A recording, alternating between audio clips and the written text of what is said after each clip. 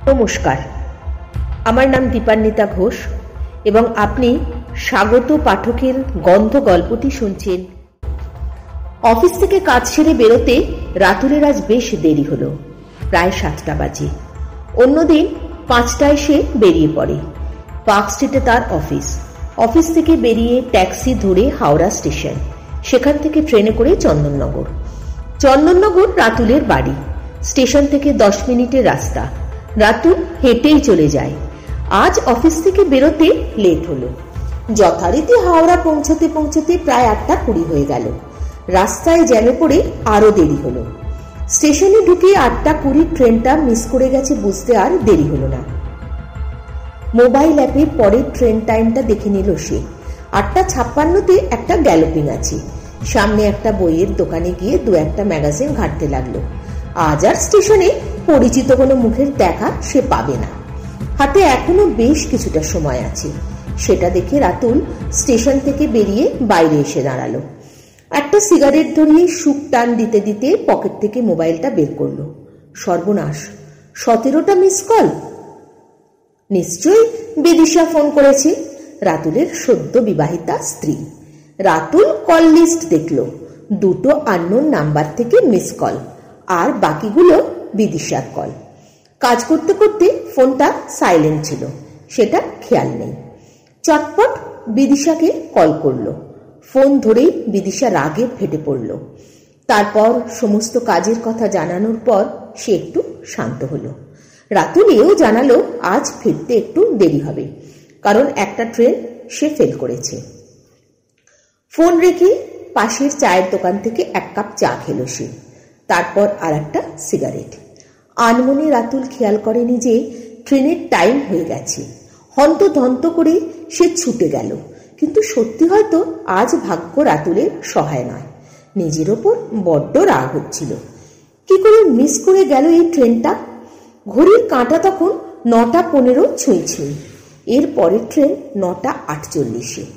এবার সে স্টেশন থেকে আর নড়বে না পণ করল। এইদিকে প্রচন্ড খিদে পেয়েছে তার। স্টেশনে ছোলা মাখা বিক্রি হচ্ছিল। 10 টাকার ছোলা মাখা কিনে খেলো। হঠাৎ করে রাতুলের মনে পড়ে গেল সায়নীর কথা। সায়নী ছোলা মাখা খেতে খুব ভালোবাসত। শুধু তাই নয়, ফুচকা, ঘুগনি, ভেলপুরি এইগুলো ছিল ওর প্রিয় খাবার। মেয়েটি ছিল ঠিক রাতুলের বিপরীত। রাতুল আগা গোড়া একটু শৌখিন গোছের মানুষ। এইসব খাওয়া দাওয়া সে পছন্দ করে না কোনো কালেই। সব কিছুতেই একটু আভিজাত্যের ছোঁয়া, যেমন একটু সেজেগুজে থাকা, সবসময় নিজের দর বাড়িয়ে রাখা, যার তার সাথে কথা না বলা, এই রকম চরিত্রের অধিকারী রাতুল। আর সায়নী ছিল ছেলে মানুষ। সাজগোজ অত মেনটেন করা, মেপে কথা বলা, আরো সব ব্লাবলা ওর পোষাতো না। তবে রাতুলের কথা খুব মান্য করত সে। সায়নী ছিল রাতুলের প্রাক্তন প্রেমিকা। রাতুলের বয়স প্রায় 37। সায়নীর ছিল 19 বছর। একটি বাচ্চা মেয়ে বলা চলে। ওদের পরিচয় হয় সায়নীর এক বান্ধবীর দিদির বিয়েতে। রাতুলের এক পাড়াতুতো দাদার সাথে সায়নীর বান্ধবীর দিদির বিয়ে হয়েছে। বাসর রাতে জেগেছিল সায়নী। রাতুলও ছিল সেখানে। খুব চঞ্চল একটি মেয়ে ছিল সায়নী, ভারী মিষ্টি দেখতে। রাতুলও বেশ সুপুরুষ। দৈহিক গঠন দেখলে বোঝা যায় না রাতুলের বয়স কত। সেই বিয়ে থেকেই ওদের আলাপ। তারপর ফোনে গল্প, দেখা করা সবই হয়। প্রেমের প্রস্তাব রাতুলই দেয়। সায়নী রাজি হয়নি প্রথমে, কারণ সায়নী জানতো রাতুলকে তার বাড়ি থেকে কোনোদিন মেনে নেবে না। কারণ রাতুল ছিল বয়সে সায়নীর থেকে অনেক বড়। তবুও প্রথম যৌবনের অনুভূতি, একটা অদম্য ভালো লাগা, সায়নী নিজেকে আটকে রাখতে পারেনি। রাতুল আর তার মা, এই তাদের সংসার। এক দিদি আছে, তার বিয়ে হয়ে গেছে। রাতুলের বিয়ের বয়স পেরিয়ে গেছে প্রায়, তাও বিয়ে করেনি। একটাই কারণ, সে খুব চুজি মানুষ, খুঁতখুঁতে, তাই এখনো মনের মানুষ খুঁজে পায়নি। তবে সায়নীকে দেখে তার মনে হয়েছিল, yes, he has made his choice. রাতুলের মাও সায়নীকে বৌমা বলা শুরু করে দিয়েছিল। রাতুল বিয়ের জন্য সায়নীকে বলতে থাকে। সায়নী বাড়িতে জানাতে ভয় পায়। তবে রাতুলের জোরাজুরিতে সে বলতে বাধ্য হয়। হঠাৎ ট্রেনের হুইসেল। যা, 3 নম্বর থেকে 9:48 ট্রেনটাও ছেড়ে গেল। রাতুল এবার রীতিমতো রেগে গেল। না, কি হচ্ছে কি আজ তার সাথে? যে চ্যাপ্টারটা জীবন থেকে মুছে গেছে সেটা নিয়ে ভাবার কোনো মানেই হয় না। বেশ বিরক্তি ভরে নিজের মনে নিজেকে তিরস্কার করে উঠল। পরের ট্রেন 10:20। এটা না ধরতে পারলে আজ রাতে রাতুলকে এই স্টেশনেই কাটিয়ে দিতে হবে। এবার আর কোনো ভুল না। সময় মতো ট্রেনটা ঢুকলো। বেশ ভিড়, তবে সে ঠেলে ঠুলে ঢুকে পড়ল। কোন রকম জানলার সামনে একটু দাঁড়াবার চান্স পেল। কাঁধের ব্যাগটা বাংকারে তুলে দিয়ে একটু রিল্যাক্স করে দাঁড়ালো। বিদিশা আবার ফোন করেছে। এবার ফোনটা সে রিসিভ না করে একটা মেসেজ দিয়ে দিল। ভিড় ট্রেনে কথা বলতে পারবো না। চারিদিকে লোকজনের ক্যাচ ম্যাচ। রাতুলের একটুও পোষাচ্ছে না। পকেট থেকে হেডফোনটা বের করে সে কানে গুঁজল। চোখ বন্ধ করে সে গান শুনতে লাগলো। একটু ঠেলা গুঁতো খাচ্ছে, তাতেও খুব একটা প্রবলেম হচ্ছে না। 15 মিনিট এইভাবে যাচ্ছিল। হঠাৎ রাতুলের নাকে একটা অদ্ভুত মিষ্টি গন্ধ এলো। খুব পরিচিত গন্ধটা। এমনি কিছুক্ষণ আগে স্টেশনে বসেও সে 2-1 পেয়েছে, তবে অতটা কেয়ার করেনি। তবে এখনো এই চলন্ত ট্রেনে আবার সেই গন্ধটা। তবে সেই সুগন্ধি গন্ধের অধিকারী ব্যক্তি একই ট্রেনে একই কামরায় উঠেছে। ভাবতে ভাবতে রাতুলের সেই গন্ধের কথা স্পষ্ট মনে পড়ল। 31শে মে প্রথম সায়নীর সাথে দেখা করতে গিয়েছিল রাতুল। দেখেছিল সায়নীকে একটা গোলাপি চুড়িদার পরে, ছাড়া চুলে একগোছা টিউলিপ নিয়ে দাঁড়িয়েছিল। দূর থেকে রাতুল মেয়েটিকে প্রায় 5 মিনিট ধরে দেখছিল। কি মিষ্টি লাগছিল দেখতে। সেই বিয়ের দিন এরকম সাজে দেখেছিল, তবে আজ ওকে বেশি মিষ্টি লাগছে। তারপর যখন সায়নী কাছে এসেছিল, একটা মিষ্টি পারফিউমের গন্ধ পেয়েছিল রাতুল ওর শরীর থেকে। সেই গন্ধ আজও রাতুলের নাকে লেগে আছে।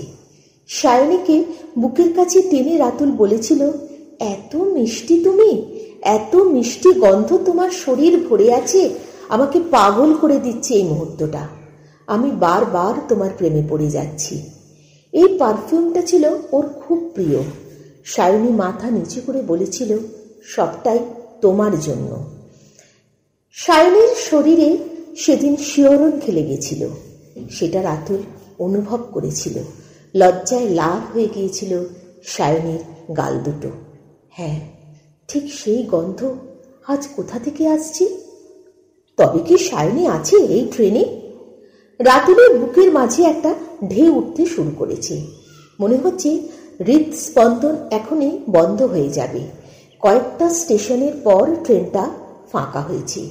রাতুলের ঘাম ছুটছে। ভালো করে ট্রেনের কামরাটা একবার চোখ বুলিয়ে নিল। না, কোথাও সায়নী নেই। কিন্তু গন্ধটা?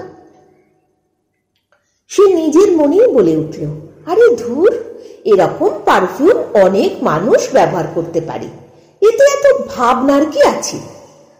আজ হঠাৎ সায়নীর চিন্তাটা মাথায় কেন চেপে বসলো কে জানে। মনে হচ্ছে চোখের সামনে সায়নীর মুখটা ভাসছে। অন্ধকারে জানলার বাইরে চেয়ে রইল। মনে হচ্ছে এক গভীর জঙ্গলের মধ্যে দিয়ে ছুটে চলেছে ট্রেনটা। গন্ধটা আরো বেশি করে নাকে লাগছে। 30 মিনিটের মধ্যে চন্দননগর স্টেশনে ট্রেন ঢুকল। হাতঘড়িটার দিকে তাকিয়ে রাতুল দেখল 11:50। বেশি দেরি হয়েছে। শীতের রাত, স্টেশন চত্বরটা খুব ফাঁকা ফাঁকা। প্ল্যাটফর্ম থেকে বেরিয়ে দেখল সব দোকানপাট বন্ধ। রাস্তায় কটা নেড়ি কুকুর ঘুরে বেড়াচ্ছে। রাতুলকে দেখে এগিয়ে এসে লেজ নাড়তে লাগলো।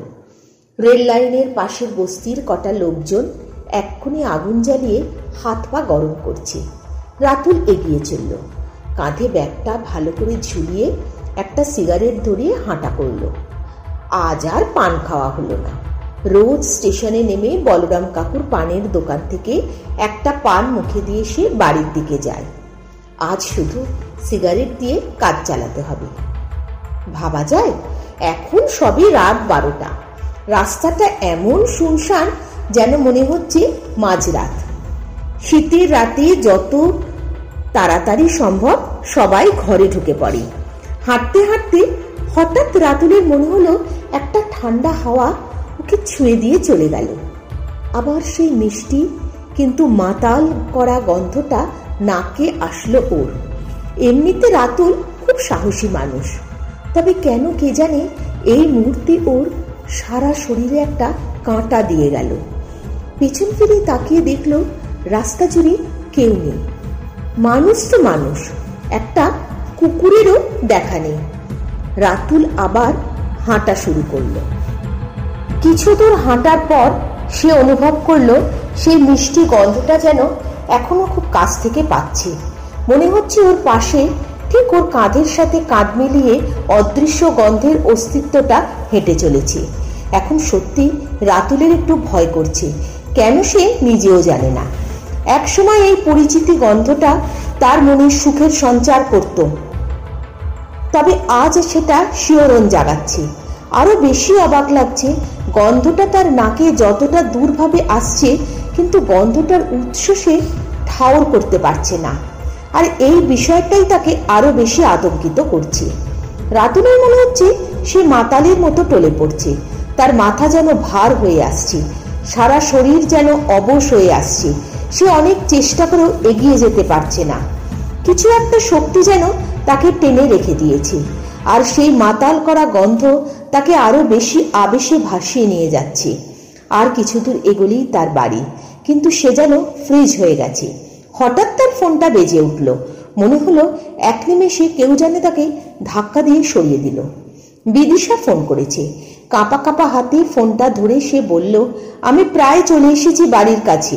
এই বলে কানে ফোনটা রেখে সে দ্রুত হাঁটা শুরু করলো। বিদিশা রাতে না খেয়ে বসেছিল, কিন্তু রাতুল না খেয়ে শুয়ে পড়ল। বলল ওর শরীরটা ভালো লাগছে না। সারাদিনের ক্লান্ত শরীর, বিছানা শুয়েও তার ঘুম আসলো না। বিদিশা কিছুক্ষণ বকবক করে ঘুমিয়ে পড়েছে, কিন্তু রাতুল দু চোখের পাতা এক করতে পারল না। সায়নী সেদিন ফোন ধরে খুব কেঁদেছিল, বারবার বলেছিল, রাতুল প্লিজ আমাকে ছেড়ে যেও না। কি অপরাধ আমার? না, রাতুল কোনো কথা শোনেনি। খুব কঠিনভাবে জানিয়ে দিয়েছিল কোনোদিন আমার সাথে আর যোগাযোগ করবে না।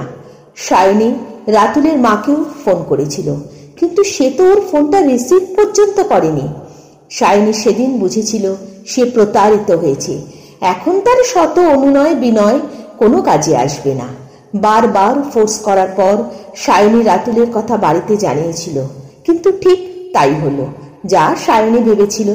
সায়নীর মা বাবা একেবারে না করে দিয়েছিল। সায়নী ভেঙে পড়েছিল। মা বলেছিল, এগুলো বয়সের মায়া, ভুল ভাঙলে সব এলোমেলো হয়ে যাবে, এই সম্পর্ক থেকে তুই সরে আয়। কিন্তু সায়নী বোঝেনি।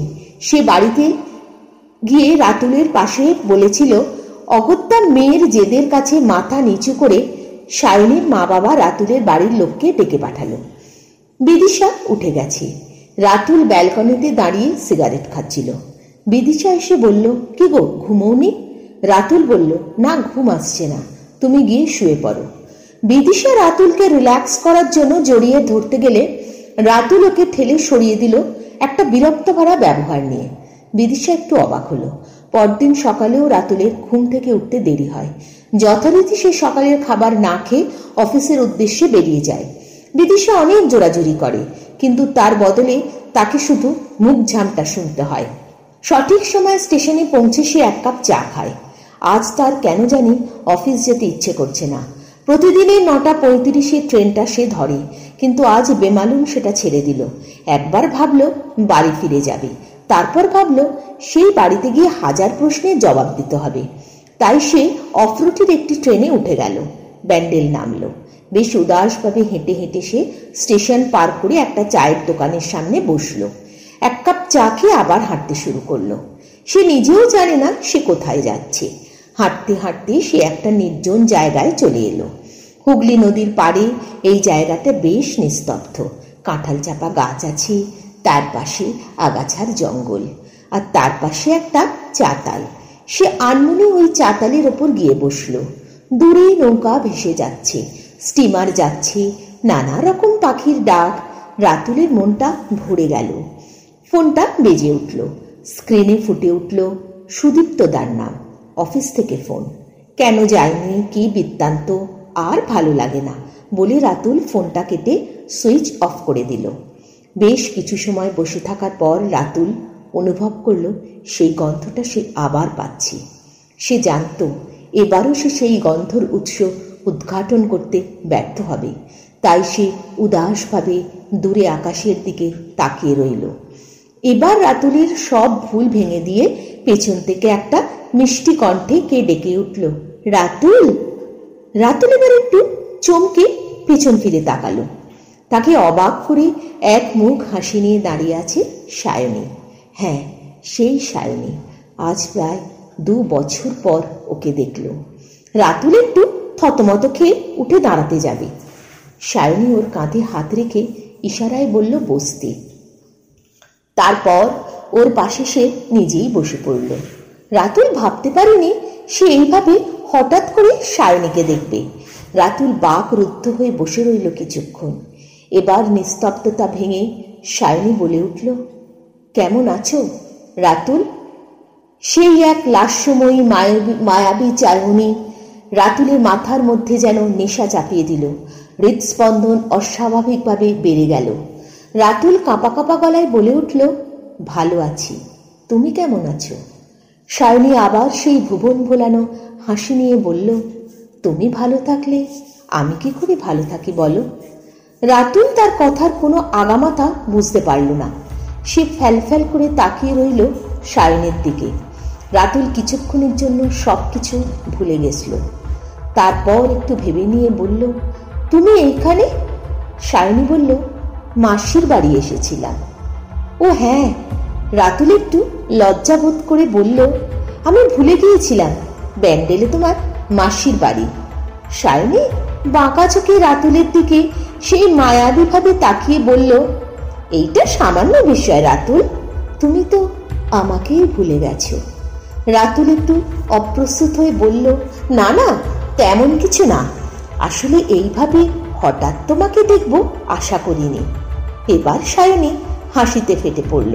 তারপর বলল, আমাদের চাওয়া পাওয়ার বাইরেও তো অনেক কিছু ঘটে যায়, তাই না রাতুল? এইভাবে প্রায় কথায় কথায় সন্ধে নেমে এসেছে। রাতুল খেয়াল করেনি। হাত ঘড়িটা দেখে রাতুল বলল, আচ্ছা, অনেক দেরি হয়ে গেল, আমাকে আজ উঠতে হবে। সায়নী সেই লাস্যময়ী নজরে একবার তাকিয়ে জিজ্ঞেস করল, কেন রাতুল, বাড়িতে বউ অপেক্ষা করছে বুঝি?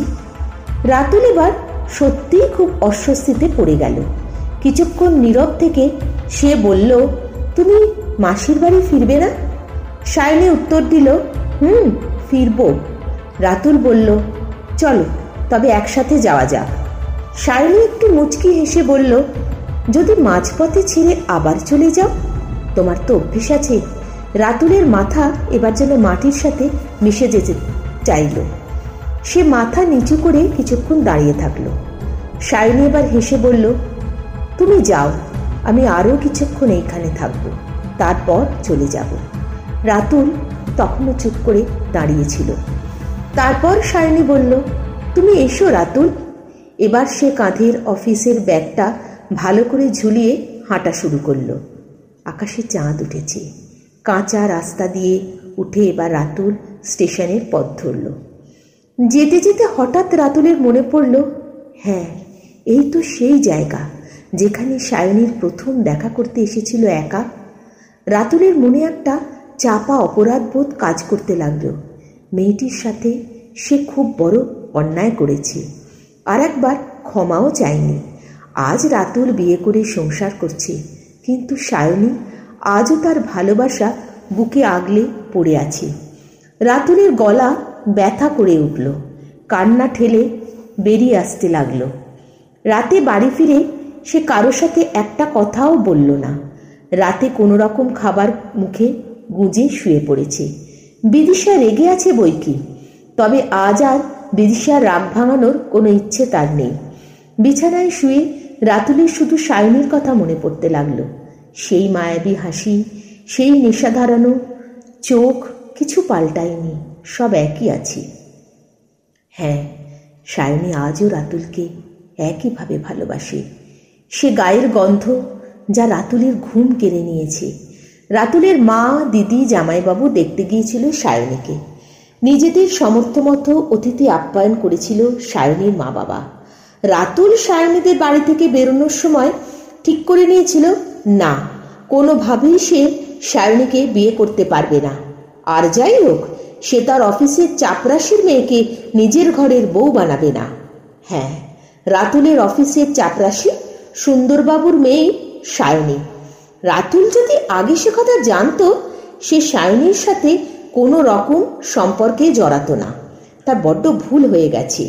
রাতুলের এই সিদ্ধান্তের আগুনে তার মা ও দিদি, জামাইবাবু তাদের কুমন্ত্রে ঘি ঢাললেন। পরদিন সায়নী অনেকবার ফোন করেছিল, তবে রাতুল ফোন ধরেনি। এর মর্ম সায়নী না বুঝলেও সায়নীর বাবা মা বুঝেছিল। তারপর রাতুল যখন জানিয়ে দিল একজন চাপরাশির মেয়েকে সে কোনোভাবেই তার বাড়ির বউ করতে পারবে না, তখন সায়নী হাতে পায়ে ধরার মতো করে একবার দেখা করতে চেয়েছিল তার সাথে। কিন্তু রাতুল স্পষ্টভাবে জানিয়ে দিয়েছিল সে আর কোনোদিন তার সাথে দেখা করবে না। আর সায়নীও যেন আর কোনোদিন তার সাথে যোগাযোগ করার ঔদ্ধত্য না দেখায়। না, সায়নী আর কোনোদিন তাকে ফোন করেনি। রাতুলের চোখ ভিজে এলো। সামাজিক কিছু ঠুনকো দম্ভে সে একটি মেয়ের জীবন এইভাবে নষ্ট করে দিল। আজও রাতুলের অফিস যাওয়ার কোনো ইচ্ছে নেই। বারবার মনে হচ্ছে একবার যায় সেই নদীর ধারে, আজ হয়তো সায়নীর দেখা আবারও পাবে সে। আজ তার হাত ধরে একবার ক্ষমা চেয়ে নেবে, এই ভেবে রাতুল আবার রওনা দিল সেই গন্তব্যের উদ্দেশ্যে। আজ সে অধীর আগ্রহে অপেক্ষা করতে লাগলো। প্রায় অনেকটা সময় পেরিয়ে গেল, কিন্তু কারো দেখা নেই। এবার বিকেল নামছে, শীতের দিন, ঝুপ করে সন্ধেও নেমে পড়বে। রাতুল বুঝল আজ আর সায়নী আসবে না। হয়তো সে মাসির বাড়ি থেকে বাড়ি ফিরে গেছে, কিংবা সে হয়তো আজ মাসির বাড়ি থেকে বের হয়নি। এই ভাবতে ভাবতে রাতুল যখন উঠতে যাবে, হঠাৎ তার নাকে সেই পরিচিত গন্ধটা এসে ঠেকল। নিজের অজান্তেই রাতুলের মুখে একটা মৃদুর হাসি খেলে গেল। হ্যাঁ, তার প্রেয়সী এসেছে। ঘাড় ঘুরিয়ে দেখল বিকেলের পরন্ত আলোতে আজ সায়নীকে অসাধারণ সুন্দরী লাগছে। সেই মায়াবী হাসি দিয়ে সায়নী রাতুলের পাশে এসে বসল। রাতুল বোকার মতো সায়নীর দিকে তাকিয়ে আছে দেখে সায়নী একটু হেসে জিজ্ঞেস করল, অমনভাবে কি দেখছো রাতুল? রাতুল একটু লজ্জা পেয়ে বলল, না মানে আজ তোমাকে খুব সুন্দর লাগছে।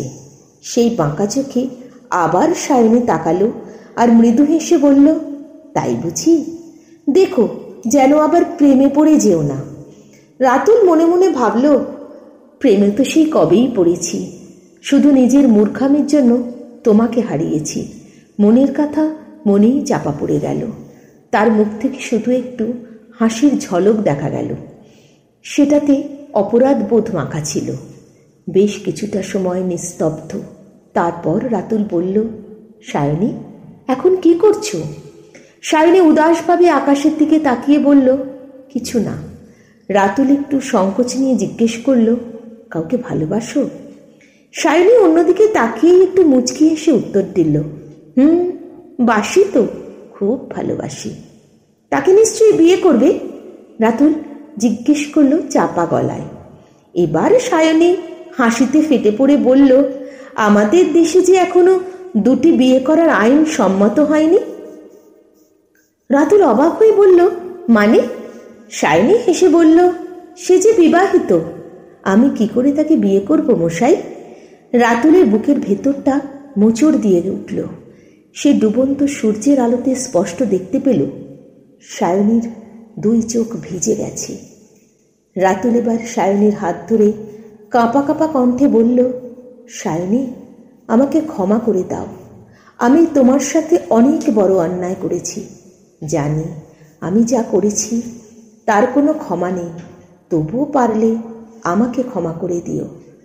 সায়নী রাতুলের হাতের বেষ্টনী থেকে নিজের হাতটা আলতো করে ছাড়িয়ে নিয়ে বলল, ক্ষমা? সে তো আমি করতে পারবো না তোমাকে। তোমার জন্য আমার জীবনটা শেষ হয়ে গেছে, এটা জেনেও তুমি ক্ষমা চাও কোন মুখে? তুমি আজ স্ত্রী নিয়ে ঘর করছো, আর আমি, দেখো আমাকে, আমি কোথায় এসে দাঁড়িয়েছি। রাতুল মাথা নিচু করে বসে রইল। লজ্জায় তার মাথা তোলার শক্তি হারিয়ে গেল। তারপর অনেকটা শক্তি জোগাড় করে রাতুল বলল, তুমি আমাকে ভুলে যাও সায়নী, তুমি নতুন করে জীবন শুরু করো। এবারও সায়নী আকাশের দিকে মুখ করে বলল, তোমার মতো যদি সত্যি আমার মনটা হতো, এতদিনে হয়তোবা আমি অন্য কারোর সাথে ঘর বেঁধে ফেলতাম। যাক রাতুল, তুমি যে আমাকে ভুলে নিজের জীবনে এতটা এগিয়ে গেছো, সেখানে কি তোমাকে আর আমি ক্ষমা করলাম বা করলাম না, তাতে সত্যিই কি এসে যায়? না, আমি যে রাতে ঘুমোতে পারি না সায়নী, আমার এই অপরাধ বোধ আমাকে কুড়ে কুড়ে খায়। রাতুল খুব উদ্বিগ্ন হয়ে কথাগুলো বলে উঠল। এবার সায়নী একটু বিদ্রূপের সুরে হেসে বলল, তাই বুঝি তুমি আমার কাছে ঘুম খুঁজতে এসেছো? নতুন বউয়ের শরীরের উষ্ণতায়, তার শরীরের গন্ধে যে তোমার সুখের ঘুম আসার কথা রাতুল। রাতুল এবার নির্লজ্জের মতো বলল, না সায়নী, তোমার শরীরের গন্ধের কাছে সব কিছু ফিকে মনে হয়। আজও তোমাকে পেতে ইচ্ছে করে, আজও তোমার শরীরের গন্ধ আমাকে মাতাল করে। আমি তোমার টানে বারবার ফিরে আসতে চাই, সেটা কি তুমি আমার চোখে দেখতে পাও না? সায়নী এবার শুধু একটু মৃদু হাসল, আবার পশ্চিম আকাশের দিকে তাকিয়ে উদাসীভাবে বলল, জানো রাতুল, যেদিন তোমার বিয়ের দিন ছিল সেদিন আমি এই ব্যান্ডেলে ছিলাম। তোমাকে একবার ফোনও করেছিলাম, তবে ব্যস্ততার মাঝে তুমি হয়তো বুঝতে পারোনি কে ফোন করেছে। বাবার কাছ থেকে জেনেছিলাম তোমার বিয়ের কথা। আসলে আমার বাবা তোমার অফিসের চাপরাশি ছিল কিনা, বাবা বলেছিল তুমি নাকি অফিসের সবাইকে খুব ঘটা করে নিমন্ত্রণ করেছিলে তোমার বিয়েতে। সেটা হয়তো ওই চাপরাশি সুন্দর ব্যানার্জিকে দেখিয়ে, তাই না? রাতুল অপরাধীর মতো সাফাই দেওয়ার চেষ্টা করে বলল, না না সায়নী, এটা ভুল। কিন্তু মনে মনে রাতুল জানে সে সেটাই করেছিল। সে চেয়েছিল সায়নী আর তার বাবাকে অপমান করতে। সেদিন সারা রাত আমি বালিশে মুখ গুজে কেঁদেছিলাম। না, তুমি জানতেও পারোনি। কি করে জানবে বলো? তখন তুমি নতুন মানুষের প্রেমে দিবারাত্র স্বপ্নে মগ্ন। আমি তখন কে? সে রাতে মা এসে পাশে শুয়েছিল, মাথায় হাত বুলিয়ে বলেছিল, কাঁদিস না মা, আস্তে আস্তে সব ঠিক হয়ে যাবে। জানো রাতুল, সেদিন আমার মরে যেতে ইচ্ছে করেছিল, পারিনি মায়ের মুখের দিকে তাকিয়ে। কিন্তু ভাগ্যের পরিহাস দেখো, তোমার বিয়ের 6 দিন আগে আমার মাও আমাকে ছেড়ে চলে গেল। আমি খুব একা হয়ে গেছিলাম। মনে হচ্ছিল একবার তোমার বুকে মাথা রেখে যদি কাঁদতে পারতাম, কিন্তু কোথায় তুমি? খুব মন খারাপ ছিল। বাবা আমাকে মাসির বাড়ি পাঠিয়ে দিল। এই তো একটাই আত্মীয় ছিল আমাদের। মাসির বাড়িতে এসে তোমার কথা আরো বেশি করে মনে পড়তে লাগলো। আমি রোজ বিকেলবেলা এই ঘাটে আসতাম। মনে পড়ে রাতুল, এইখানে আমাদের প্রথম দেখা হয়েছিল? সায়নীর চোখে তখন অশ্রু বাঁধ মানছে না। রাতুলের চোখ ভিজে গেল। সায়নী বলে চলল, যেদিন তোমার বিয়ে, সেই দিন সারা দিন আমি কিছুতেই বাড়িতে থাকতে পারছিলাম না। যদি মা থাকতো তাহলে হয়তো পারতাম তার বুকে মাথা রেখে কাঁদতে। তবে দেখো, আমার মাটাও আমাকে ছেড়ে চলে গেল। বিকেলবেলায় ঘাটের কাছে এসে বসে থাকলাম। তুমি মানা করেছিলে, তাই তোমাকে ফোনটাও করতে পারছিলাম না। তারপর রাত যখন 7টা, আর পারিনি, তোমাকে ফোন করলাম। তুমি ফোন ধরে হ্যালো হ্যালো করলে, কিন্তু আমি একটা কথাও বলতে পারলাম না। বুঝেছিলাম তুমি এখন বর্ষে যে কারো গলায় মালা দিতে যাচ্ছ, তোমার এখন খুব ব্যস্ততা। তখন আকাশের দিকে বারবার তাকিয়ে বলেছিলাম, মা, আমাকে তুমি তুলে নাও। এই বলে সায়নী থামল। রাতুলের চোখটাও জলে ভরে গেছে। সায়নী বলল, রাতুল, অনেক রাত হলো, তুমি বাড়ি যাও। রাতুল মন্ত্রমুগ্ধের মতো সায়নীর দিকে তাকিয়েছিল। রাতুল বলল, সত্যি সায়নী, আমার পাপের কোনো ক্ষমা নেই। তুমি ক্ষমা করতে না পারো, আমাকে শাস্তি তো দিতে পারো। যা শাস্তি দেবে মাথা পেতে নেব। সায়নী হেসে বলল, আচ্ছা, যদি বলি বউকে ছেড়ে আমার কাছে চলে এসো, পারবে? রাতুল মাথা নিচু করে চুপ করে থাকলো। সায়নী বেশ তীক্ষ্ণ স্বরে বলে উঠল, রাতুল, তুমি সেদিনও মেরুদণ্ডহীন ছিলে, আজও তাই আছো। তুমি আমার ভালোবাসা তো দূর, আমার শাস্তিরও যোগ্য না। সেদিনের পর রাতুল আর কোনোদিনই সেই নদীর ঘাটে যায়নি। তবে সায়নী এখন রোজ রাতুলের সাথে দেখা করতে আসে। ঘন্টার পর ঘন্টা সে রাতুলের সাথে গল্প করে। রাতুলও সেই সায়নীতে মেতে থাকে সারাক্ষণ। রাতুল এখন প্রতিদিন মাঝরাতে সেই গন্ধটা পেয়ে জেগে ওঠে। বুঝতে পারে সায়নী এসেছে। আজ রাতুলের জীবনে ওই গন্ধটাই একমাত্র সত্যি, আর বাকি সব মিথ্যে। রাতুল এখন কলকাতার একটি মেন্টাল অ্যাসাইলামে ভর্তি। ডাক্তার বলেছে সে ভয়ানক ধরনের কিছু শক পেয়ে তার মানসিক ভারসাম্য হারিয়েছে। অনেক রাত অবধি বাড়িতে না ফিরে আসায় রাতুলের খোঁজ পড়ে যায়। থানা পুলিশও হয়। পরদিন সকালবেলা স্থানীয় কিছু লোক রাতুলের অচৈতন্য দেহটা উদ্ধার করে ওই নদীর পাশের চাটালটা থেকে। তারপর তাকে হাসপাতালে ভর্তি করা হয় এবং বাড়ির লোকজনকে খবর দেওয়া হয়। সেদিন থেকেই রাতুলের আর কিছু মনে নেই। জ্ঞান আসার পর থেকে রাতুল শুধু সায়নীর কথা বলে আর সেই মিষ্টি গন্ধটা পায়, যা হয়তো সায়নী তার শরীর জুড়ে নিয়ে আসে। সায়নীর কথা রাতুল মুখ শুনে খোঁজ খবর নিয়ে জানা যায়। আজ থেকে 9 মাস আগে রাতুলের বিয়ের তারিখ যেদিন ছিল, ঠিক তার পরের দিন সায়নী ব্যানার্জি নামে এক তরুণী মৃতদেহ উদ্ধার করা হয় হুগলি নদীর এই জনশূন্য পাড় থেকে, যেখানে মানুষজন খুব কম যায়। কিছু অসাধু লোকজনের যাতায়াত ছিল রাতের বেলা ওই জায়গায়। বডি উদ্ধারের পর ময়নাতদন্তে এও জানা যায় সায়নীকে শুধু হত্যা করা হয়নি, তাকে ধর্ষণও করা হয়েছিল। হয়তো সেই রাতে যখন সায়নী মনের কষ্ট চাপতে না পেরে ওই জনশূন্য নদীর ঘাটে এসে রাতুলকে ফোন করে, তখন সে কিছু অসাধু লোকের খপ্পরে পড়ে এবং তারা তার সাথেই নির্মম ঘটনা ঘটায়। কিন্তু সেই রাতে রাতুলের সাথে কি হয়েছিল, যার পর থেকে রাতুল মানসিক বিকারগ্রস্ত হয়ে পড়ে? হয়তো সায়নী তার চরম পরিণতির কথাটা রাতুলকে জানিয়েছিল, আর সেটা রাতুল সহ্য করতে পারেনি।